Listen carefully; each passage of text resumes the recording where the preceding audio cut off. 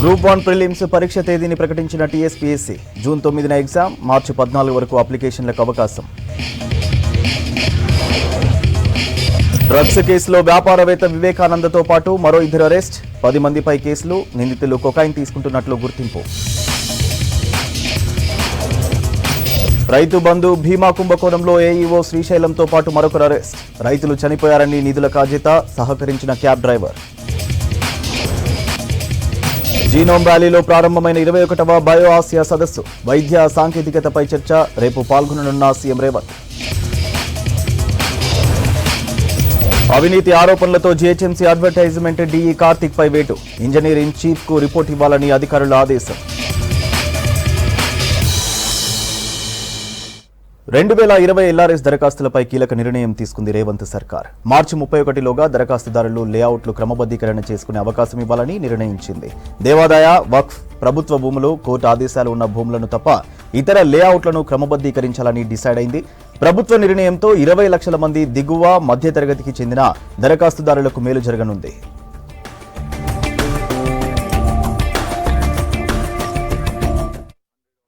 అవినీతి ఆరోపణలతో GHMC advertisement DE Karthik పై వేటు పడింది. వెంటనే ఇంజనీర్ ఇన్ చీఫ్ కు రిపోర్టు చేయాలని ఆయన్ను ఆదేశించారు అధికారులు. ఇటీవల జరిగిన కౌన్సిల్ సమావేశంలో కార్తిక్ అవినీతిని సాక్ష్యాలతో బయటపెట్టారు కార్పొరేటర్లు.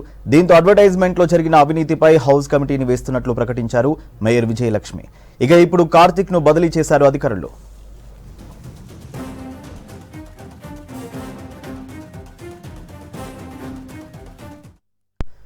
గ్రూప్ 1 ప్రిలిమ్స్ ఎగ్జామ్ తేదీని ప్రకటించింది టీఎస్పీఎస్సీ. జూన్ 9వ తేదీన ప్రిలిమ్స్ పరీక్ష నిర్వహించనున్నట్టు తెలిపింది. ఈ మేరకు టీఎస్పీఎస్సీ ఉత్తర్వులు జారీ చేసింది. ఇటీవలే వివిధ విభాగాల్లోని 563 పోస్టులకు టీఎస్పీఎస్సీ నోటిఫికేషన్ రిలీజ్ చేసింది. గత ప్రభుత్వంలో పెద్ద ఎత్తున అవినీతి జరగడంతో పాత గ్రూప్ 1 నోటిఫికేషన్ను ప్రభుత్వం రద్దు చేసింది. కొత్తగా మరో 60 పోస్టులు కలుపుతూ ఇటీవలే నోటిఫికేషన్ విడుదలైంది. ప్రస్తుతం 563 పోస్టులకు దరఖాస్తుల ప్రక్రియ కొనసాగుతోంది.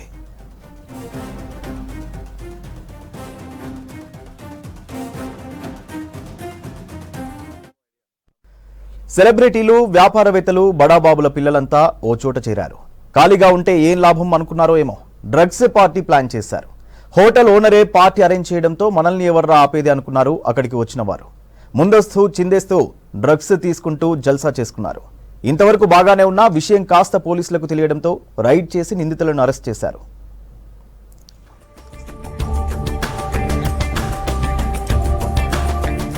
Hyderabad Radisson blue hotel drugs కేసులో కీలక విషయాలు వెలుగులోకి వస్తున్నాయి. హోటల్లో డ్రగ్స్ పార్టీ చేసుకుంటూ పట్టుబడిన వారంతా బడాబాబుల పిల్లలు, సెలబ్రిటీలు, వ్యాపారవేత్తలుగా గుర్తించారు పోలీసులు.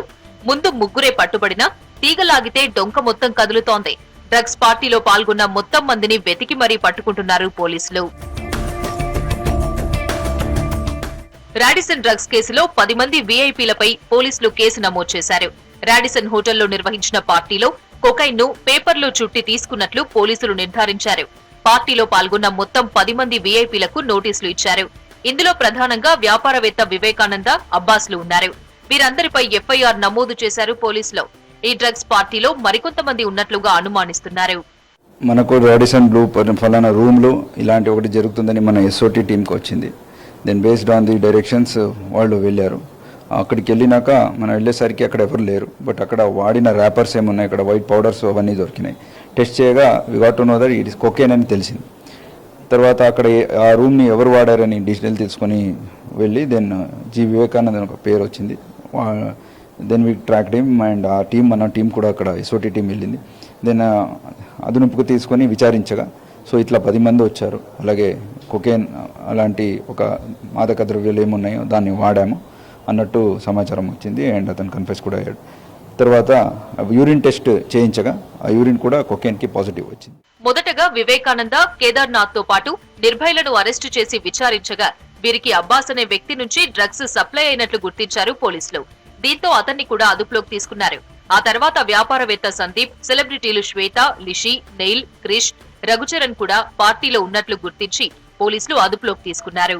సో ఆ ఫర్దర్ లీడ్ తీసుకుంటూ వన్ ఆఫ్ ద అక్యూజ్డ్ వాళ్ళ ఇల్లుకి వెళ్ళారు. Name is G Vivekanand. He's one of the directors of Manjeera group. So వాళ్ళ ఇల్లుకి వెళ్తే దెన్ అక్కడ కొంచెంసేపు చాలా వీళ్ళకి యాక్సెస్ అండ్ ఆల్ ఇవ్వలేదు, ఇబ్బంది చేశారు. Then in the morning they brought him to the police station. అక్కడ మన దగ్గర ఉన్న డ్రగ్ కిట్స్ లో టెస్ట్ చేశారు. దాంట్లో పాజిటివ్ వస్తే దెన్ హాస్పిటల్ కి కంప్లీట్ టెస్టింగ్ కోసం పంపించారు. అక్కడ the result came positive for consumption of cocaine. So దాంట్లో మేము కేసు కట్టాము. డ్రగ్స్ పార్టీ జరిగిన హోటల్ రూమ్స్ బీజేపీ నేత యోగానంద్ కొడుకు వివేకానందవిగా గుర్తించారు పోలీసులు. హోటల్ సీసీటీవీ ఫుటేజ్ స్వాధీనం చేసుకున్నారు. ఆయన ఇంట్లోకి పోలీసులు వెళ్లగా సోదాలు జరపనివ్వకుండా అడ్డుపడ్డారు వివేకానంద. ఇంట్లో ఉన్న డ్రగ్స్ ను కూడా వాష్రూమ్ లో వేసి ఫ్లష్ చేసి ఉంటాడని పోలీసులు అనుమానిస్తున్నారు. వివేకానందను అదుపులోకి తీసుకుని గచ్చిబౌలి పోలీస్ స్టేషన్ కు తరలించారు పోలీసులు. వీళ్ళకి లింక్స్ ఉండొచ్చు, కానీ మనకు ఈ పర్టికులర్ ఈవెంట్ కి వీళ్ళ లింక్స్ ఎంతవరకు ఉందో అంతవరకే మన ఇన్వెస్టిగేషన్ ఉంది. అదే cocaine usage or any such rave parties ఇంకా ఎవరైనా అటెండ్ అయ్యారు అని మనకి ఎవరి పేరైనా దొరికితే వాళ్ళ మీద కూడా అప్రాప్రియేట్ యాక్షన్ తీసుకోవడం జరుగుతుంది. ప్రస్తుతానికైతే ఇంతవరకే మనకు ఇంతమంది వచ్చారనేది వచ్చింది. వీళ్ళు కూడా మిగతా ఇద్దరు కూడా చెప్పేది కూడా వివేకానంద్ చెప్పిన దాన్ని మ్యాచ్ అవుతుంది. అండ్ ఫర్దర్ వీళ్ళు ఎవరైనా వేరే వాళ్ళు సినిమా వాళ్ళు ఎవరైనా ఇన్వాల్వ్ అయ్యారని తెలిస్తే వాళ్ళ మీద కూడా బుక్ చేయడం జరుగుతుంది. గతంలోనూ బంజారాహిల్స్ రాడిసన్ బ్లూ హోటల్లోనూ నిర్వహించిన డ్రగ్స్ పార్టీలోనూ 25 మంది పట్టుబడ్డారు. అందులో కొందరు సెలబ్రిటీలు, బడాబాబుల పిల్లలు కూడా ఉన్నారు. ఇప్పుడు మాదాపూర్ రాడిసన్ బ్లూ హోటల్ అడ్డాగా డ్రగ్ పార్టీ చేశారు. ఇలాంటి వాటిని ఉపేక్షించేది లేదంటున్నారు సైబరాబాద్ సిపి అవినాష్ మహంతి. డ్రగ్ పార్టీలు జరిపినా, డ్రగ్స్ పట్టుబడ్డా హోటళ్లను సీజ్ చేస్తామని హెచ్చరించారు. ఇంకా ఎవరు అక్కడ ఉన్నారు we're trying to identify. So అప్పుడు ఇంకా ఇద్దరు దొరికారు, పేర్లు వచ్చినాయి. One is Nirbhay and another is Kedar. So వాళ్ళకి కూడా పిలిపించి వాళ్ళ టెస్టింగ్ కూడా చేయడం జరిగింది. అది కూడా పాజిటివ్ వస్తే సో దెన్ వాళ్ళు కూడా కేసు ఉన్న డివైసెస్ అవన్నీ we're trying to retrieve data. దాంట్లో I think they try to delete the data also. So అది కూడా రిట్రీవ్ చేసి ఇంకేం లింకేజెస్ ఉన్నాయి అది further will try to study and work on the case. Vivekananda, Kedarnath, నిర్భయ్లకు వైద్య పరీక్షలు జరపగా కొకైన్ తీసుకున్నట్లు వైద్య పరీక్షల్లో తేలింది. అయితే వివేకానందకు కూకట్పల్లి కోర్టు బెయిల్ మంజూరు చేసింది. సీజ్ చేసిన తన మొబైల్లో ఉన్న వివరాలను కూడా బహిర్గతం చేయొద్దని కోర్టు ఆదేశాలిచ్చింది. 10,000 రూపాయల పూచీకత్తుపై బెయిల్ మంజూరు చేసింది.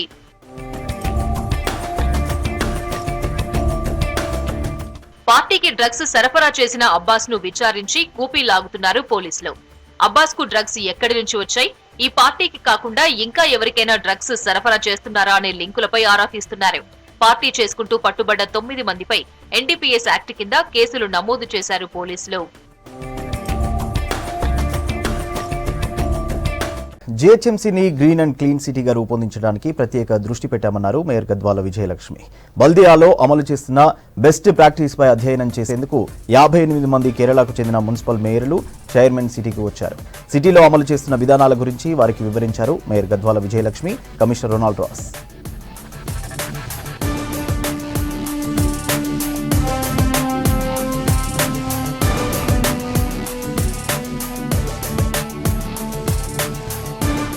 దేశవ్యాప్తంగా 500 అమృత్ భారత్ రైల్వే స్టేషన్ల అభివృద్ధి పనులకు శంకుస్థాపన చేశారు ప్రధాని మోడీ. అమృత్ భారత్ రైల్వే స్టేషన్ల స్కీమ్ కింద రాష్ట్రంలో 40 రైల్వే స్టేషన్స్ ను ఎంపిక చేసి రీడెవలప్మెంట్ చేస్తున్నారు. బేగంపేట్ రైల్వే స్టేషన్లో రీడెవలప్మెంట్ పనులకు వర్చువల్ గా శంకుస్థాపన చేసిన ప్రధాని మోడీ ఈ కార్యక్రమానికి గవర్నర్ తమిళిసై, డిప్యూటీ సీఎం బట్టి, ఎంపీ లక్ష్మణ్ హాజరయ్యారు.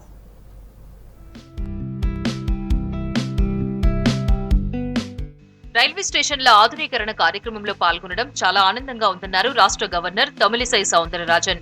రైల్వే శాఖలో స్టేషన్స్ రీడెవలప్మెంట్ కింద 41,000 కోట్లతో 2,000కు పైగా రైల్వే స్టేషన్లలో మెరుగైన సదుపాయాలను కేంద్రం కల్పిస్తుందన్నారు. తెలంగాణలోని 40 రైల్వే స్టేషన్లను 2,245 కోట్లతో పనులు చేపట్టనున్నట్టు తెలిపారు governor. We are very happy. I really laud our Honorable Prime Minister because nearly 41,000 crore project has been inaugurated here, and particularly Telangana, there are lot of schemes, whether it is railway stations or the overbridges, particularly an additional 15 stations being inaugurated today. Telangana is witnessing a monumental infrastructure makeover. These stations developed at a combined cost of nearly 230 crores will feature modern amenities, spacious waiting halls, improved accessibility, setting a new benchmark passenger experience in the state. రాష్ట్రానికి భవిష్యత్తులో మరిన్ని వందే భారత్ ట్రైన్లు రానున్నాయన్నారు governor Tamilisai Soundararajan. కార్యక్రమానికి deputy CM బట్టి విక్రమార్క రావడం ఆనందంగా ఉందన్నారు. కేంద్ర రాష్ట్ర ప్రభుత్వాలు కలిసి అభివృద్ధి కార్యక్రమాల్లో పాల్గొనడం శుభ పరిణామమన్నారు. Vande Bharat train is almost like a flight travel, and through Vande Bharat we have all facilities, and even Telangana have too many number of Vande Bharat when compared to other states also. And apart from post offices are almost becoming obsolete, but our Honorable Prime Minister introduced so many schemes so that the post office can be utilized by the common public, so that it is approachable to the village people also. విభజన చట్టంలో ఇచ్చిన హామీలో భాగంగా Kazipet coach factory ఏర్పాటు చేయాలని కేంద్రాన్ని కోరారు deputy CM Mallu Bhatti Vikramarka.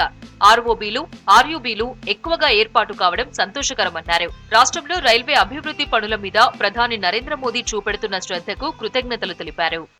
ఈ రాష్ట్ర ఏర్పాటు ప్రక్రియలో భాగంగా ఆనాడు తెలంగాణ రాష్ట్రానికి కాజీపేట కోచ్ ఫ్యాక్టరీ విభజన చట్టంలో పొందుపరిచి ఉంది. ఈ తెలంగాణ రాష్ట్రానికి హక్కుగా రావాల్సినటువంటి ఈ కాజీపేట రైల్వే కోచ్ ఫ్యాక్టరీని కూడా త్వరితగతిన తెలంగాణ రాష్ట్రానికి తాలూకుగా ఇస్తారని వారికి విజ్ఞప్తి చేస్తూ ఉన్నాను. రైల్వే స్టేషన్ల అభివృద్ధికి, మౌలిక సదుపాయాల కల్పనకు భారీ ఎత్తున ఖర్చు చేస్తున్నామన్నారు ఎంపీ లక్ష్మణ్. బడ్జెట్లో తెలంగాణ రాష్ట్రంలోని రైల్వే పనుల కోసం 4,400 కోట్లు కేటాయించారన్నారు. రాష్ట్రంలో అమృత్ భారత్ స్కీమ్ కింద 1,000 కోట్లు ఖర్చు చేసి రైల్వే స్టేషన్లను అభివృద్ధి చేస్తున్నామన్నారు.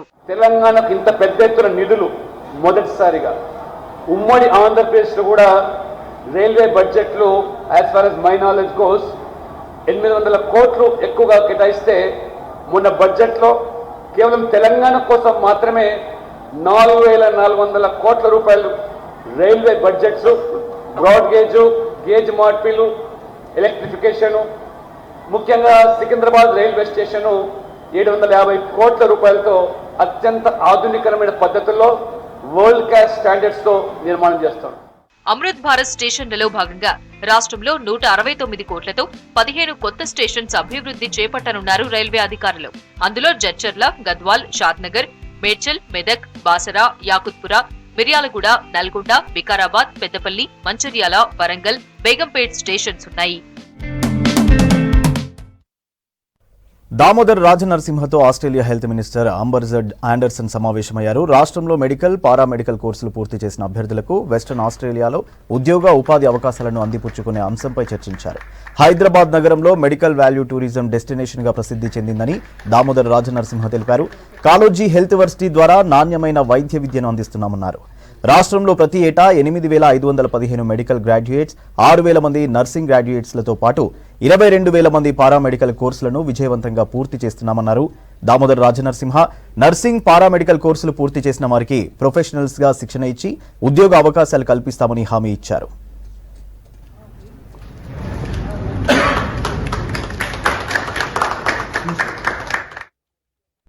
తెలంగాణ మీడియా అకాడమీ చైర్మన్ గా నియమితులైన ఐజేయూ జాతీయ అధ్యక్షుడు కె శ్రీనివాసరెడ్డికి అభినందనలు తెలిపారు. సీనియర్ జర్నలిస్టులు, సమాచార శాఖ అధికారులు, ప్రజా సంఘాల నాయకులు హైదరాబాద్ బషీర్బాగ్ ప్రెస్ క్లబ్ లో ఆయనకు పూల బొకేలు ఇచ్చి విషెస్ చెప్పారు. శ్రీనివాసరెడ్డి ప్రస్తుతం ప్రజాపక్షం పత్రికకు ఎడిటర్ గా ఉన్నారు. 1949 సెప్టెంబర్ 7న నల్గొండ జిల్లా పల్లెపహాడ్ గ్రామంలో ఆయన జన్మించారు. ఉమ్మడి ఏపీలో తొలిసారిగా ప్రెస్ అకాడమీ ఏర్పడినప్పుడు చైర్మన్ గా సేవలందించారు శ్రీనివాసరెడ్డి. అల్లది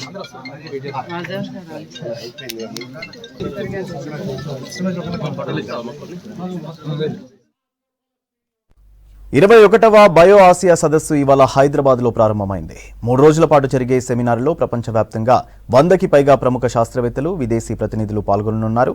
జీవ వైద్య, సాంకేతిక రంగాల్లోని పరిశోధనలు చేస్తున్న సంస్థలకు ప్రోత్సాహం, చేయూతలపై పలు కీలక నిర్ణయాలు తీసుకోవడానికి ఈ వేదిక ఉపయోగపడనుంది.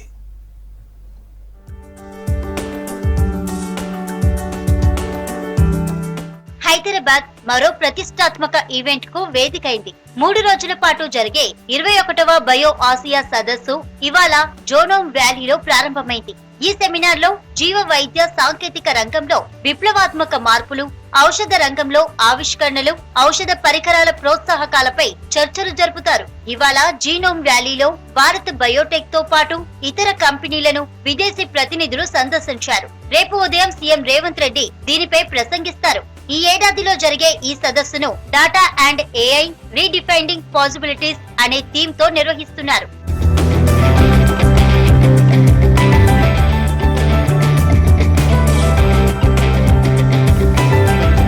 సెమినార్ లో భాగంగా నోబెల్ అవార్డు గ్రహీత, ప్రముఖ పిల్లల వైద్య నిపుణులు ఆచార్య గ్రెగ్ ఎల్ సెమెంజాకు జీనోమ్ వ్యాలీ ఎక్సలెన్స్ పురస్కారం అందజేయనున్నారు. 28న జరిగే పలు చర్చా గోష్ఠీలతో పాటు ముగింపు సమావేశం ఉండనుంది. 700కి పైగా వినూత్న స్టార్టప్ కంపెనీలు ఈ ప్రతిష్టాత్మక వేదికపై ప్రదర్శనకు పోటీ పడగా నిపుణులు 70 స్టార్టప్ ప్రదర్శనకు ఎంపిక చేశారు. వీటిలో 5ంటిని చివరి జాబితాకు ఎంపిక చేసి సదస్సు ఆఖరి రోజున ప్రత్యేక అవార్డులను అందజేస్తారు.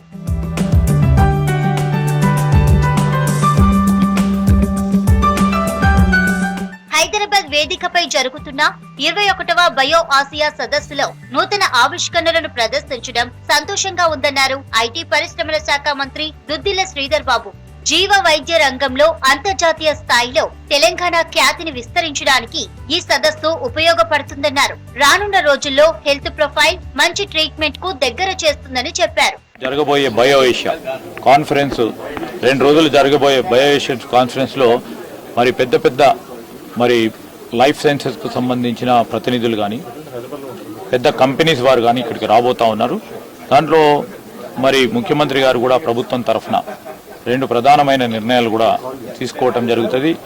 దేశ విదేశాలకు సంబంధించిన మన ప్రతినిధులు, మన కంపెనీస్ సంబంధించి విదేశాలకు సంబంధించి వారికి అందరికీ కూడా ఇదే హైదరాబాద్లో మీరు పెట్టుబడులు తీసుకురండి, ఇక్కడ ఉన్న వనరులను ఉపయోగించుకోండి, ఇక్కడ ఉన్న యువతకి మరి ఎంప్లాయ్మెంట్ జనరేట్ చేయాలని వారు కూడా కోరటం జరుగుతుంది. ప్రస్తుతం ఉన్న టెక్నాలజీపై ఈ ఏడాది థీమ్ కావడంతో మంచి అంశాలు ఈ సదస్సులో చర్చించనున్నారు.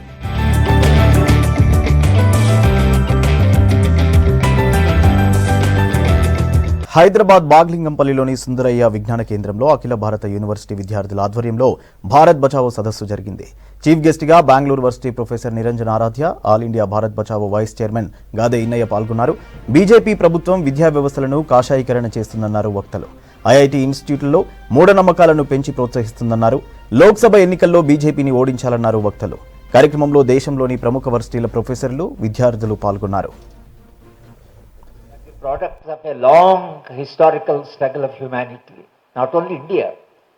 Each value has a great sacrifice behind, and humanity has to uphold those values, and then civilization must advance. But we entered into a very critical stage in our history where instead of the values becoming enriched, enlarged and ennobled, the values are getting eroded. It's a tragedy of India and perhaps tragedy of human society. And I think we have this deep concern that your young generation, right from the morning, speaker after speaker have been advising, appealing that your generation has to save India. I don't know whether my generation has passed on what type of India to you. You may blame us that why we are passing on this type of India to you. But we now appeal to you that you have to save India. Bharat Bachao గత 2 సంవత్సరాలుగా మరి ముఖ్యంగా 1 సంవత్సర కాలంగా చేస్తున్నటువంటి ప్రయత్నంలో ఎంతో పట్టుదలతోటి ప్రయత్నాలు చేయడం జరిగింది. ఆదివాసీ గూడాల్లో అయితేంది, గిరిజన గూడాల్లో అయితేంది, దళిత వాడల్లో అయితేంది, బహుజన బస్తీల్లో అయితేంది, ప్రతి దగ్గర ఈ దేశాన్ని కాపాడుకోవాలనే ఒక ఆలోచనతోటే ఈరోజు మనందరం కూడా ఎంతో ఆవేదనతోటి, ఎంతో ముందు చూపుతోటి మనం ఈ కార్యక్రమాన్ని నిర్వహిస్తున్నాం. కాబట్టి అందరూ కూడా దయచేసి మనకు మనం ఎడ్యుకేట్ కావాలి, మన తోటి వాళ్ళని ఎడ్యుకేట్ చేయాల్సిన బాధ్యత మన మీద ఉంది. మనము ఈ విద్యారంగాన్ని ఎట్లా కాపాడుకుందాం, మూసివేయబడుతున్నటువంటి బడులను ఎట్లా రక్షించుకుందాము, కాషాయీకరణ, ప్రైవేటీకరణ, వ్యాపారీకరణ చేసేటువంటి పాలకుల విధానాల్ని ఎట్లా ఎండగడదాము, వేయి పడగల విషపు నీడలా ముంచుకొస్తున్నటువంటి ఈ మనువాద భావజాలాన్ని ఎట్లా తిప్పికొడదాము, ఈ శక్తి సరిపోతుందా? అందుకనే ఆనాడు ఉస్మానియా క్యాంపస్లో ఒక ధృవతారగా వెలుగొందినటువంటి కామ్రేడ్ జార్జి రెడ్డి నుండి మొదలుకొని ఎంతోమంది వాళ్ళ భావజాలానికి బలైపోయినటువంటి వాళ్ళు ఉన్నారు. అందుకోసమే మనం కామ్రేడ్ జార్జి రెడ్డి వారసులుగా, చాంద్ పాషా వారసులుగా, ఇవాళ భగత్ సింగ్ వారసులుగా మనం అనుకుంటున్నటువంటి భావజాలాన్ని ఎత్తిపట్టడానికి, ఈ భావజాలాన్ని ముందుకు తీసుకుపోవడానికి ఇంకా ఎంత శక్తిగా ఎదగాల్సినటువంటి అవసరం ఉందో అన్నటువంటి దానిపైన ఇంకా సీరియస్గానే చర్చ జరగాల్సినటువంటి.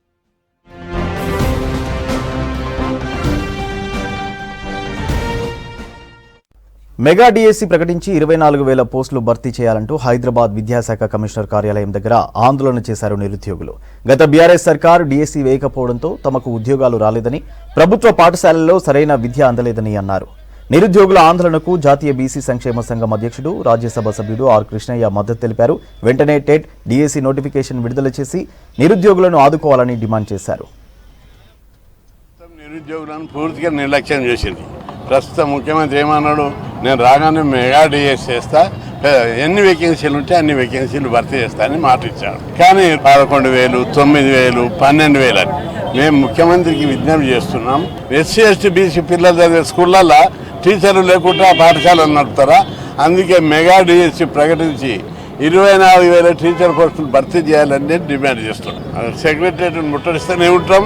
ఇక ఇల్లు వినకపోతే వీళ్ళు ఇంటికాడ ధర్నా పెట్టిస్తా, ముట్టడి చేపిస్తా, కమిషనర్ ఇంటికాడ, సెక్రటరియట్ కాడ. ఏం తమాషా ఉందా? ఇవాళ నోటిఫికేషన్ల విషయంలో గత ప్రభుత్వం చాలా అన్యాయం జరిగింది కాబట్టి ఈ రాష్ట్ర ప్రభుత్వము రేవంత్ రెడ్డి గారి మీద మాకు పూర్తి నమ్మకం, విశ్వాసం ఉంది. అందుకనే పోస్టుల భర్తీ చేయాలని డిమాండ్ చేస్తూ, అదేవిధంగా టెట్ నోటిఫికేషన్ వేయాలని చెప్పి డిమాండ్ చేస్తున్నాం. 2 నోటిఫికేషన్లు ఒకేసారి విధించి టెట్ ఎగ్జామ్ నిర్వహిస్తే పిల్లలకు ఒక 5-6 నెలలు టైం ఉంటుంది. ఖచ్చితంగా టెట్ నిర్వహిస్తారా? టెట్తో పాటు అనుబంధంగా నోటిఫికేషన్ ఏమి నిర్వహిస్తారా? ఈ 10 రోజులలో మీ సమక్షంలో ఏమంటారు నిర్వహించి మాకైతే క్లియర్ కట్ డిసిజన్ దీని మీద ఇవ్వాలి. టీచర్ పోస్టుల కోసమే వెయిట్ చేస్తున్నాం. మేము వేరే జాబ్ చేయడానికి ఏమీ లేదు. మేము ఇన్ని నెలలు 7 ఇయర్స్ నుంచి 18లో డిఎస్సి జరుగుతాయి. 18 నుంచి ఇప్పటి వరకు మేము వెయిట్ చేస్తూనే ఉన్నాం, చదువుతూనే ఉన్నాం. దేనికి లేని అడ్డంకులు డిఎస్సికే వస్తాయి. డిఎస్సి అనేసరికలనే అది ఆ చిక్కు వస్తుంది, ఈ చిక్కు వస్తుంది అని చెప్తారు. వేరే వాటికి చిక్కులు. ఈ నెల 28 నుంచి వచ్చే నెల 19 వరకు ఇంటర్ పరీక్షలు నిర్వహిస్తున్నామన్నారు ఇంటర్ బోర్డు కార్యదర్శి శృతి ఓజా. ఇందుకోసం పగడ్బందీగా ఏర్పాట్లు చేశామన్నారు. రాష్ట్రంలో మొత్తం 1,521 సెంటర్స్ ఏర్పాటు చేశామన్నారు. ఉదయం 9 నుంచి మధ్యాహ్నం 12 గంటల వరకు పరీక్షలు ఉంటాయన్నారు. నిమిషం ఆలస్యమైన ఎగ్జామ్ సెంటర్లోకి అనుమతించారని చెప్పారు. దీంతో గంట ముందే స్టూడెంట్స్ సెంటర్ల దగ్గరకు చేరుకోవాలని సూచించారు. 9,80,978 మంది విద్యార్థులు పరీక్షకు హాజరవుతారని చెప్పారు Shruti Ojha. Theory exams, intermediate public theory exams 28th February నుంచి 19th మార్చ్ వరకు ఇది కండక్ట్ చేస్తున్నాము. ఎగ్జామినేషన్ సంబంధించి అన్ని ఏర్పాట్లు జిల్లా వారీగా, సెంటర్ వారీగా అన్ని కూడా పకడ్బందీగా with taking all care and precautions జరుగుతున్నాయి. Timing of examinations 9 o'clock to 12 o'clock ఉంది. ఎగ్జామినేషన్ సెంటర్ గురించి ఇప్పుడు 1,521 సెంటర్స్ ఉన్నాయి ఫుల్ స్టేట్లో.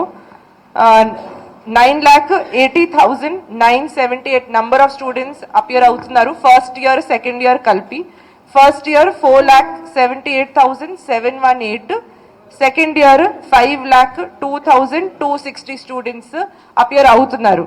ఇప్పుడు రీసెంట్లీ మన చీఫ్ సెక్రటరీ మేడం కూడా అన్ని జిల్లా కలెక్టర్స్, సూపరింటెండెంట్స్ ఆఫ్ పోలీస్, డీజీపీతో పాటు ఆల్రెడీ ఒక మీటింగ్ కండక్ట్ చేయడం జరిగింది. మన ప్రిన్సిపల్ సెక్రటరీ ఎడ్యుకేషన్ సార్ కూడా అన్ని ప్రిన్సిపల్స్, డిపార్ట్మెంట్ ఆఫీసర్స్, లెక్చరర్స్తో పాటు కూడా ఒక మీటింగ్ కూడా ఎగ్జామినేషన్ గురించి కండక్ట్ చేశారు.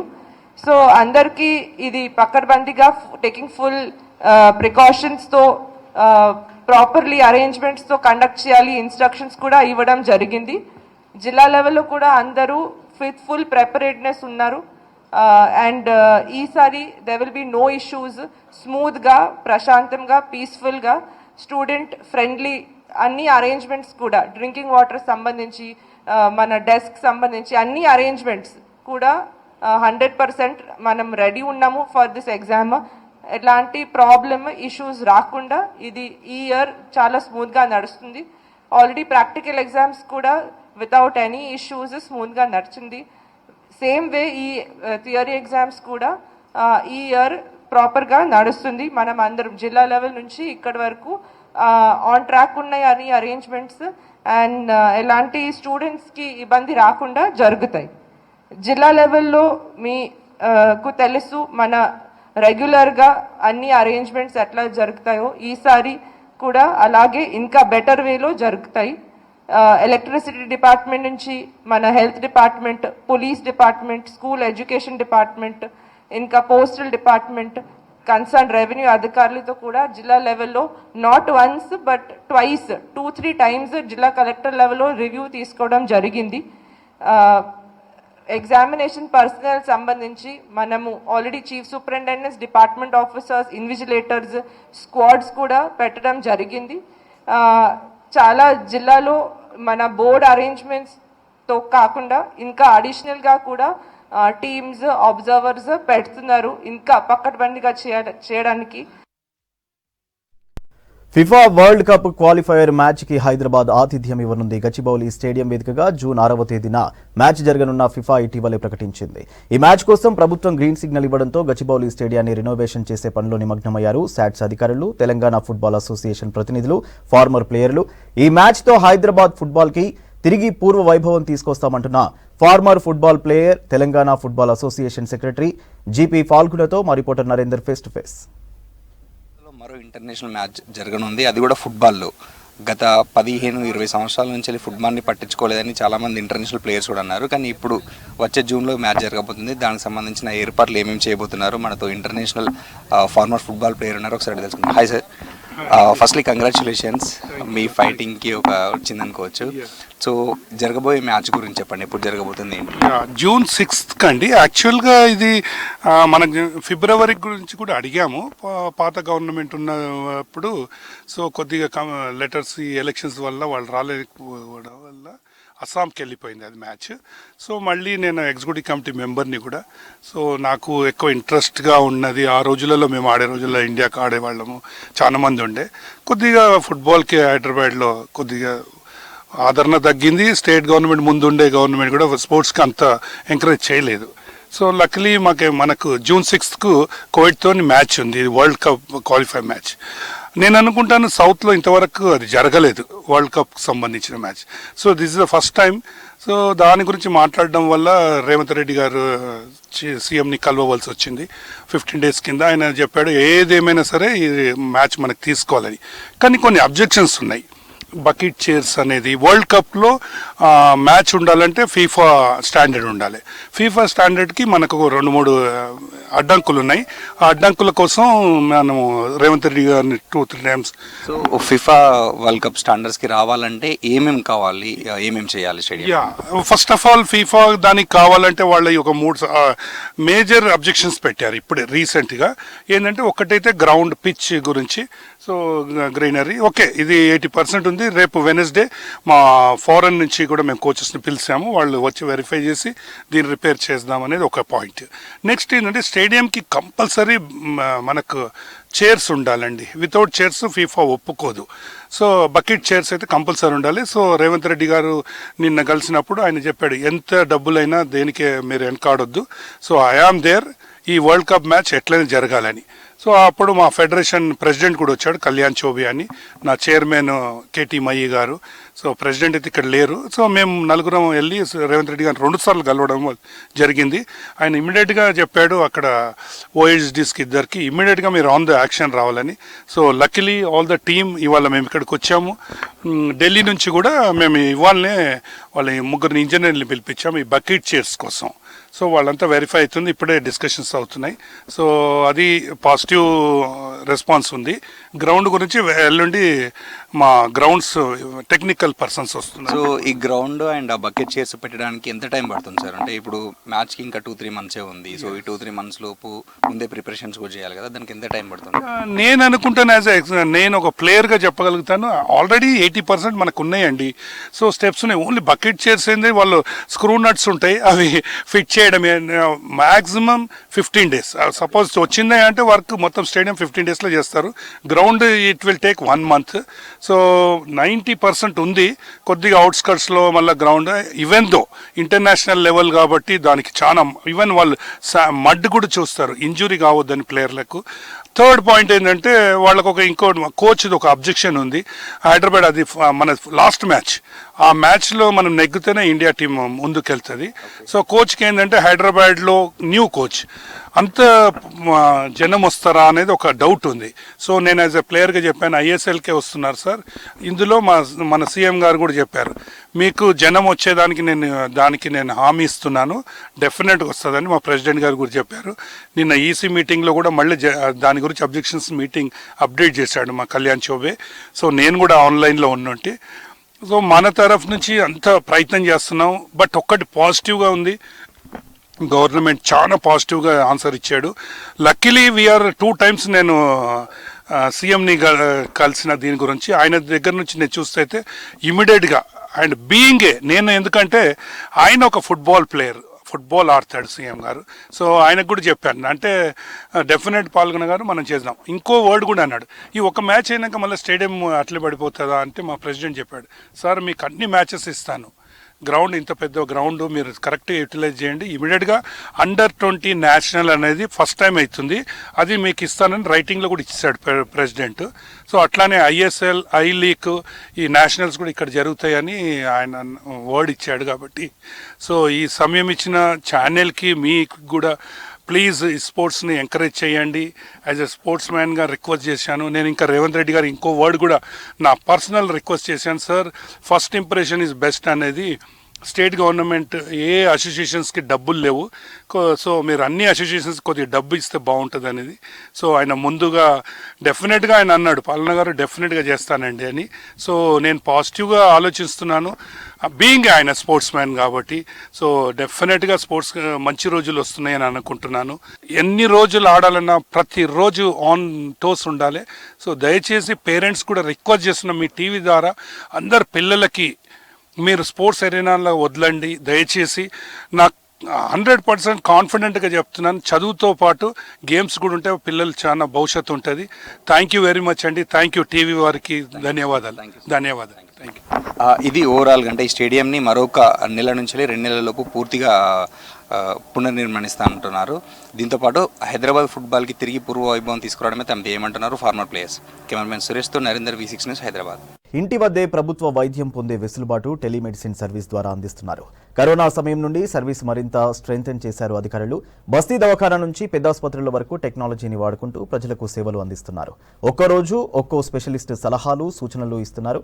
అవసరం పడితేనే వేరొక ఆసుపత్రికి రిఫర్ చేసేలా టెలిమెడిసిన్ ఉపయోగపడుతోంది. ఇదే అంశంపై మరింత సమాచారం మా ప్రతినిధి షరీఫ్ అందిస్తారు. టెలిమెడిసిన్ సెంటర్లోకి వచ్చినాం. ఒకసారి మనం చూడొచ్చు, సిస్టమ్ కనిపిస్తుంది, ఒక కంప్లీట్ ఒక సెటప్ కనిపిస్తుంది. ఇక్కడ సిబ్బంది కూడా ఉన్నారు, ఒకసారి వాళ్ళతో మాట్లాడదాం. మెయిన్గా ఈ సంజీవిని లేదంటే ఈ టెలి కన్సల్టేషన్, సో ఓవరాల్గా దీనికి సంబంధించి ఒకసారి బ్రీఫ్ చేయండి, ఎట్లా ఉంటుంది? ఈ సంజీవిని ఒకటి యాప్. ఈ సంజీవినిలో ఏంటంటే మనకు టెలిమెడిసిన్ లైక్ దూరంలో ఉన్న వాళ్ళు కూడా మన దగ్గర నుంచి ట్రీట్మెంట్ తీసుకోగలుగుతారు అనమాట. లైక్ ప్రస్తుతం టెలిమెడిసిన్లో ఏం జరుగుతుంది అంటే విలేజ్ లెవెల్లో ఏదైనా పర్సన్స్కి బాగాలేదు, వాళ్ళు హాస్పిటల్ వరకు రాలేకపోతున్నారు అనేసి అంటే వాళ్ళు మేము ఆన్లైన్లో వాళ్ళకు వీడియో కాల్స్ చేసేసి ఆడియో ద్వారా వాళ్ళ కంప్లైంట్స్ ఏమేమి ఉన్నాయి, వాళ్ళకి ఏంటో అనేసి వాళ్ళకి మేము ట్రీట్మెంట్ ఇస్తుంటాం. సో అక్కడ ప్రస్తుతం ఏఎన్ఎంస్ వాళ్ళు ఉంటారు. ఏఎన్ఎంస్ సర్వేకి వెళ్ళినప్పుడు వాళ్ళు ఏం చేస్తారు, అక్కడ వాళ్ళకి ఏదైనా ప్రాబ్లమ్స్ ఉంటుంది, మేబీ డర్మా ప్రాబ్లం కావచ్చు, ఇంకా వేరే ఏదైనా ఫీవర్ కానీ వేరే ఏమైనా ప్రాబ్లమ్స్ ఉండొచ్చు. అప్పుడు మేమేం చేస్తామంటే వాళ్ళు మాకు కాల్ చేస్తారు. సబ్ సెంటర్ లెవెల్ టు మన పిహెచ్సి లెవెల్ ఒకటి ఉంటుంది. సో మరొకటి నెక్స్ట్ బస్తీ దవాఖానాల నుంచి కూడా మనకు అంటే ఇట్లా కనెక్టివిటీ ఉంటుందా దీంట్లో, ఈ సంజీవిని దాంట్లో ఎట్లా ఉంటుంది? బస్తీ దవాఖానాలకు డైరెక్ట్ టెర్షరీ లెవెల్ వాళ్ళకు ఉంటుంది అనమాట. అంటే గాంధీ ఉస్మానియా వాళ్ళకి చేయడానికి బస్సు దవాఖానా వాళ్ళు పిహెచ్సి వాళ్ళకు కనెక్ట్ కారు. ఎందుకంటే అది ఆల్రెడీ సపరేట్గా ఉంటుంది కాబట్టి అక్కడే చేస్తారన్నమాట. ఓన్లీ సబ్ సెంటర్స్లో మనకు 7 సబ్ సెంటర్స్ ఉన్నాయి. 7 సబ్ సెంటర్స్లో మనకు ఏఎన్ఎం సిస్టర్స్ ఉన్నారు. సో వాళ్ళందరూ మనకు కాల్ చేస్తారనమాట. మనము ప్రిస్క్రైబ్ చేస్తాం. మన పిహెచ్సిలో నుంచి మెడికల్ ఆఫీసర్ ట్రీట్మెంట్ ఇస్తుంది. అంటే మామూలుగా ఎట్లాంటి కేసెస్ వస్తున్నాయి, అంటే ఏ ఏజ్ వాళ్ళు వస్తున్నారు, చిన్న పిల్లలు ఎవరైనా వస్తున్నారు, ఎట్లా వస్తున్నారు? మన దగ్గర సబ్ సెంటర్స్ నుంచి వచ్చేటివి అయితే చాలా మటుకు ఫీవర్స్ కానీ, ఇంకా వేరే హైపర్ టెన్షన్వి కానీ, ఇంకా ఇచ్చింగ్స్, చాలా మంది పిల్లలు ఉంటుంది. సో అట్లాంటివి వస్తాయి. సో మన దగ్గర ఉన్న ట్రీట్మెంట్ మనం ఇస్తాము. మన పిహెచ్సి నుంచి టెర్షరీ లెవెల్స్కి వెళ్ళాలి అంటే మన దగ్గర ఓపీస్లో చాలా మంది ఉంటాయి, ఏఎన్సీ కేసెస్ ఉంటాయి, వాళ్ళకి థైరాయిడ్ లెవెల్స్ పెరిగి ఉంటాయి. సో ఇన్స్టెడ్ ఆఫ్ ఇక్కడ నుంచి అక్కడికి వెళ్ళే వరకు వాళ్ళకి టైం సేవింగ్, కాస్ట్ సేవింగ్ ఉండాలి అనుకుంటే ఇక్కడ మనకు కొంతమంది ఏఎన్సీ పేషెంట్స్ ఉన్నారు, వాళ్ళ థైరాయిడ్ లెవెల్, టీఎస్హెచ్ లెవెల్ పెరిగింది. సో మనం ఏం చేస్తాం, బుక్ చేస్తాం ఉస్మానియాకి బుక్ చేసి జనరల్ ఫిజిషియన్ వాళ్ళకి ఈ ట్రీట్మెంట్ ఏదైతే ఇస్తారో సో వాళ్ళన్నీ పేషెంట్తో మాట్లాడేసి వాళ్ళ డోస్ ఎంత అనేసి వాళ్ళు రాసారు. ప్రిస్క్రైబ్ చేసిన ట్రీట్మెంట్ వీళ్ళు ఇక్కడే తీసేసుకుంటారు అనమాట. No need of going from here to అక్కడ వరకు కొండాపూర్ కానీ వేరే హాస్పిటల్స్కి వెళ్ళాల్సిన అవసరం లేదు. హైయర్ సెంటర్స్కి, హైయర్ అథారిటీ వరకు వెళ్ళాల్సిన అవసరం. ఇక్కడ నుంచి వాళ్ళ ట్రీట్మెంట్. ఈవెన్ ఇంకా కొంతమంది చాలా మటుకు డర్మా కేసెస్ వస్తాయి, చాలా మంది లెగ్స్లో కానీ చాలా ఎక్కువ సివియర్గా వస్తాయి. సో వాటి పిక్స్ తీసేసుకొని మనం డౌన్లోడ్ చేసుకొని మనం డర్మా కేసెస్ ఉస్మానియాకి బుక్ చేస్తుంటాం, కొండాపూర్ డిస్ట్రిక్ట్ హాస్పిటల్కి బుక్ చేస్తాం. సో వాళ్ళు ఏం చేస్తారంటే చూసేసి ఈ పిక్స్ని చూసేసి ఐడెంటిఫై చేసి మొత్తం డీటెయిల్స్ కనుక్కొని వాళ్ళు ట్రీట్మెంట్ ఇస్తారు. ఒక డిపార్ట్మెంట్కి ఒక్కొక్క కన్సర్న్ డాక్టర్ ఈ టైంలో ఉంటారు అనేది ఆల్రెడీ మనకు తెలిసిపోతుంది యాప్లో. స్పెషాలిటీ డేస్ మనం ఇప్పుడు డిస్ట్రిక్ట్ కొండాపూర్ హాస్పిటల్ తీసుకున్నామంటే మండే రోజు గైనకాలజిస్ట్ అండ్ డర్మటాలజిస్ట్ ఉంటారు.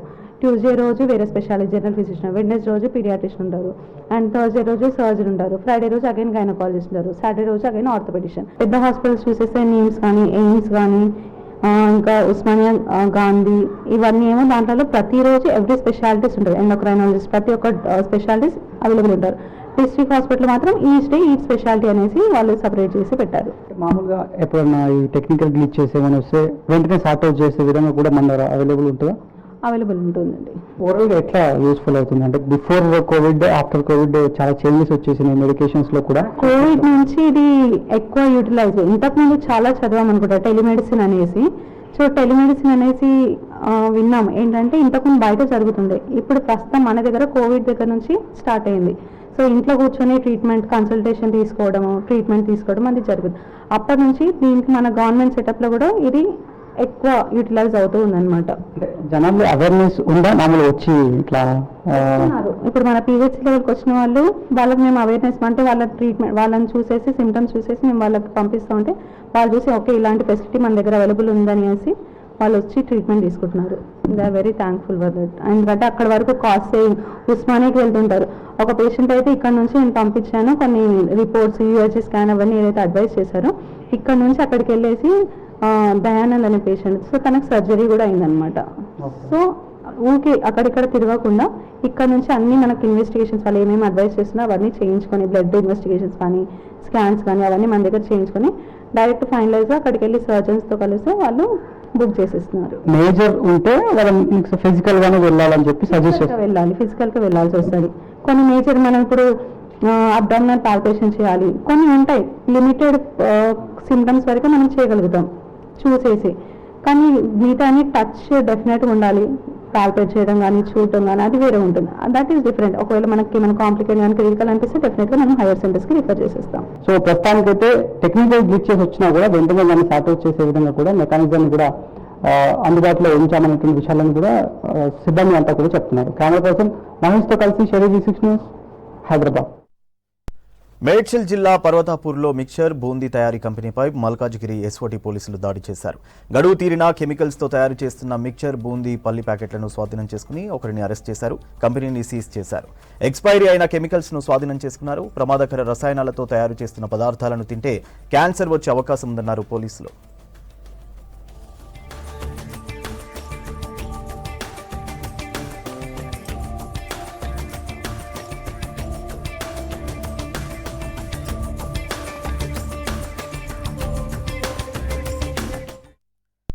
హైదరాబాద్ జీడిమెట్ల పోలీస్ స్టేషన్ పరిధిలో ఘోర రోడ్డు ప్రమాదం జరిగింది. బస్సును ఓవర్టేక్ చేయబోయి బస్సు టైర్ల కింద పడిపోయారు ఇద్దరు వ్యక్తులు.